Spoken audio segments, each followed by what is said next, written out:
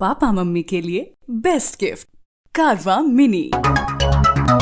जी हाँ दोस्तों, हम फिर हाजिर हैं एक और धमाकेदार खबर के साथ। और अब की बार ये खबर होने वाली है भोजपुरी के दबंग स्टार खेसारी लाल यादव के नए गाने झुमका गिरल बा छठी घाट पे के बारे में। जी हाँ दोस्तों, तो अगर आप भी हैं खेसारी लाल यादव के फैन तो हो जाइए तैयार इस धमाकेदार खबर के लिए, क्योंकि आज की वीडियो में हम बताने वाले हैं इस गाने के बारे में पूरी जानकारी और साथ ही इसकी रिलीज डेट के बारे में। तो चलिए वीडियो शुरू करते हैं। सबसे पहले आपको बता दें कि सूर्य की उपासना का महापर्व छठ आने वाला है। बिहार और पूर्वांचल के लोग दुनिया के किसी भी कोने में हो, छठ को वहीं की संस्कृति का हिस्सा बना ही देते हैं। ऐसे में भोजपुरी गाने के लिए भगवान सूर्य की वंदना और छठी मैया को मनाने और उनसे वरदान मांगने के गीत खूब जमकर रिलीज होते हैं। इसी कड़ी में खेसारी लाल यादव का एक बहुत ही धमाकेदार छठ गीत रिलीज होने वाला है, जिसे लिखा है प्रकाश बारूद ने और म्यूजिक दिया है रवि राज देवा ने। तो दोस्तों, अगर आप सोच रहे हैं कि ये गाना कब रिलीज किया जाएगा, तो आपको बता दें कि 27 अक्टूबर को यानी कल इस धमाकेदार गाने का टीजर सारेगामा हम भोजपुरी के ऑफिशियल यूट्यूब चैनल पर 11 बजे दिन में रिलीज किया जाएगा।